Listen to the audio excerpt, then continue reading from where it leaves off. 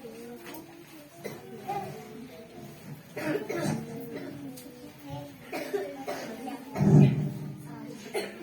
पहले मैं अल्लाह ताला की शुक्रगुजार हूँ कि अल्लाह ताला ने हमें ये प्रोग्राम मुनाकिद करने का मौका दिया। उसके बाद मैं आज के जलसे के सदर का शुक्रिया अदा करती हूँ कि उन्होंने आज के जलसे के सदारत कबूल की। उसके बाद तमाम मेहमानात का शुक्रिया अदा करती हूँ कि जिन्होंने इस जलसे को बगौर सुना।